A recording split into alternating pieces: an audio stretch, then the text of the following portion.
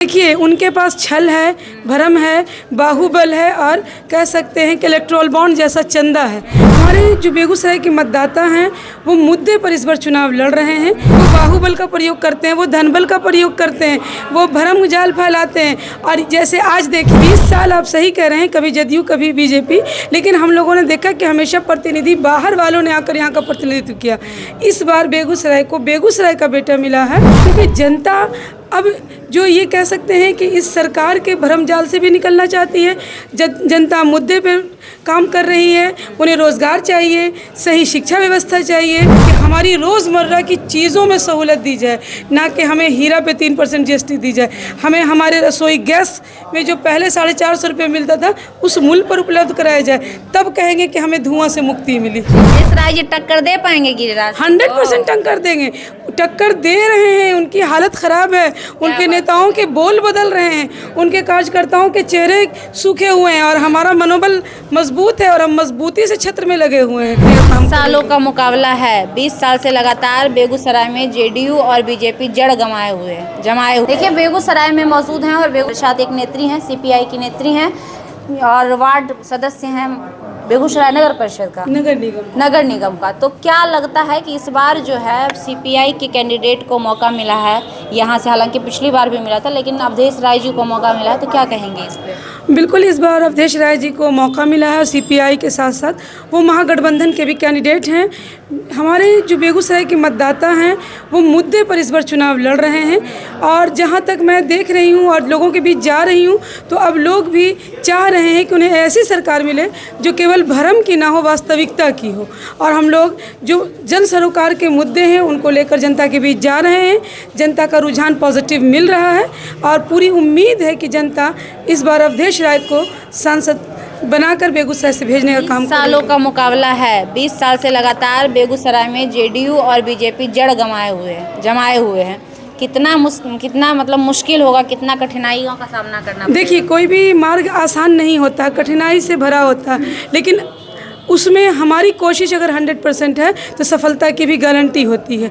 20 साल आप सही कह रहे हैं, कभी जदयू कभी बीजेपी, लेकिन हम लोगों ने देखा कि हमेशा प्रतिनिधि बाहर वालों ने आकर यहाँ का प्रतिनिधित्व किया। इस बार बेगूसराय को बेगूसराय का बेटा मिला है और इस बार का जो रिज़ल्ट होगा वो बहुत पॉजिटिव होगा, क्योंकि जनता अब जो ये कह सकते हैं कि इस सरकार के भरम जाल से भी निकलना चाहती है। जनता मुद्दे पे काम कर रही है, उन्हें रोज़गार चाहिए, सही शिक्षा व्यवस्था चाहिए, सही उन्हें अस्पताल और चिकित्सा चाहिए। और बेगूसराय की जनता को लगता ही नहीं है, पूरी उम्मीद है कि ये सारी व्यवस्था उन्हें तभी मिल पाएगी जब ये सरकार में परिवर्तन होगा और बेगूसराय से कम्युनिस्ट पार्टी और महागठबंधन के उम्मीदवार हमारे कॉमरेड अवधेश राय जी जीत कर आएंगे। लेकिन बेगूसराय में तो कम्युनिस्ट पार्टी का बहुत बड़ा प्रचंड है, जड़ पे है, लेकिन दिखता नहीं है। लोग कहते हैं कि अब जो है कम्युनिस्ट पार्टी नहीं दिखता है, नहीं चले वाला है। देखिए, उनके पास छल है, भरम है, बाहुबल है और कह सकते हैं कि इलेक्टोरल बॉन्ड जैसा चंदा है, लेकिन हमारे पास ज़मीनी कार्यकर्ता है। तो नामो नहीं था इलेक्टोरल बॉन्ड। हाँ, बिल्कुल बिल्कुल, क्योंकि हम लोगों ने कभी भ्रष्टाचार को बढ़ावा ही नहीं दिया। हम लोग चुनावी चंदा पर नहीं, हम लोग लोगों के जनमत पर जीतते आए हैं। और हमारे कार्यकर्ता आज भी बेगूसराय में आपको हर गली और चौक चौराहे पर चाय की दुकान वाला, मजदूरी करने वाला, किसान खेतों में काम करने वाला, खेतों में मजदूरी करने वाला लोग आपको सीपीआई का ही कार्यकर्ता मिलेगा। नहीं, 20 साल से आप जीत पा रही हैं, काहे नहीं आपके कैंडिडेट जीत पा रहे हैं? बिल्कुल, आपने सही कहा, काहे नहीं जीत पा रहे हैं। तो बताया ना मैंने पहले कि वो बाहुबल का प्रयोग करते हैं, वो धनबल का प्रयोग करते हैं, वो भरम जाल फैलाते हैं। और जैसे आज देखिए क्या चुनाव का रिजल्ट हो गया, जो 400 पार करा गया आपने। अभी तो कोई चुनाव का रिजल्ट नहीं हुआ, तो ये भरम अभी से दे रहे हैं कि हम 400 पार हैं। क्या अलाउद्दीन का जीन आपको मिल गया जो आके बोल दिया आप 400 पार? तो वो भरम फैलाकर लोगों को मोबिलाइज करते हैं। और दूसरी चीज़, वो सांप्रदायिकता फैलाते हैं, वो लोगों के मानसिकता में धर्म का चश्मा पहनाकर वोट बैंक को इकट्ठा करना चाहते हैं और इसी चीज़ को फ़ायदा वो उठाते हैं। लेकिन कब तक? सुनहरा हिरन के पीछे लोग दौड़ते हैं, लेकिन जब हिरन हाथ लगती है तो पता चलता है ये सुनहरी नहीं थी, तो वो लोग छल था, तो लोग उस छल के पीछे दौड़े। बीजेपी आपको छल वाले दिख रहे हैं? बिल्कुल, मैं हमेशा कहती हूँ कि ये छल और बल का प्रयोग करते हैं और हम लोग सच्चाई और ईमानदारी पर चलने वाले लोग हैं, जिसका परिणाम है कि इलेक्टोरल बॉन्ड में हमारी पार्टी का नाम नहीं है। अवधेश राय जी टक्कर दे पाएंगे? गिरिराज 100% टक्कर देंगे, टक्कर दे रहे हैं, उनकी हालत ख़राब है, उनके नेताओं के बोल बदल रहे हैं, उनके कार्यकर्ताओं के चेहरे सूखे हुए हैं और हमारा मनोबल मजबूत है और हम मजबूती से क्षेत्र में लगे हुए हैं।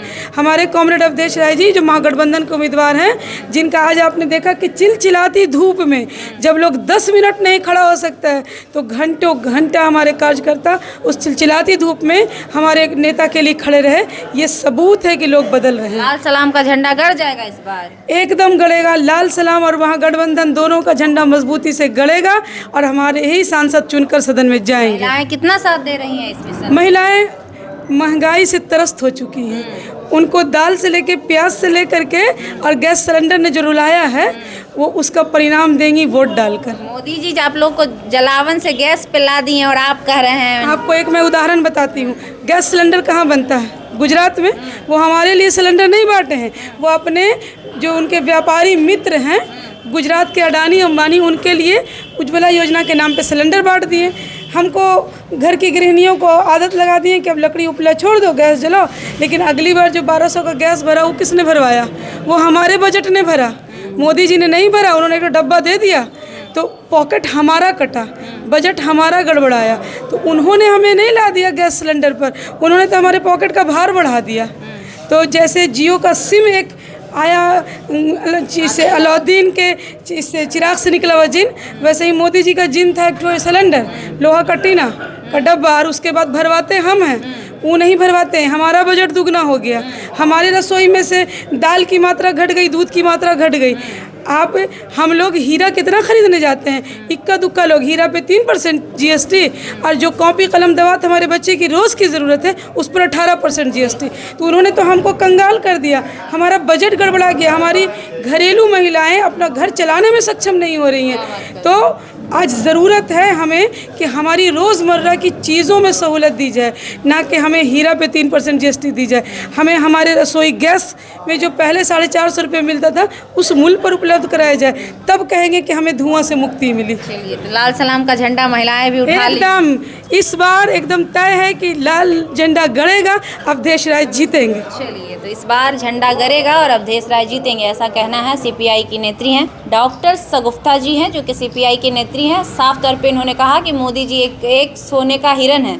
लोगों ने देखा सोने का हिरन लगे और जब पास आकर छुआ तो पता चला वो छल था, ऐसा कुछ है नहीं। तो इस बार जो है जनता जागरूक हो चुकी है और इस बार लाल सलाम और महागठबंधन का झंडा जो है बेगूसराय में गड़ेगा और गिरिराज सिंह को यहाँ से हटाने का काम किया जाएगा। बाकी आपकी क्या प्रतिक्रिया है हमें कमेंट बॉक्स में ज़रूर दीजिएगा। आप लाइव लोग न्यूज़ देख रहे थे, मेरा नाम खुशबू है। बहुत बहुत धन्यवाद।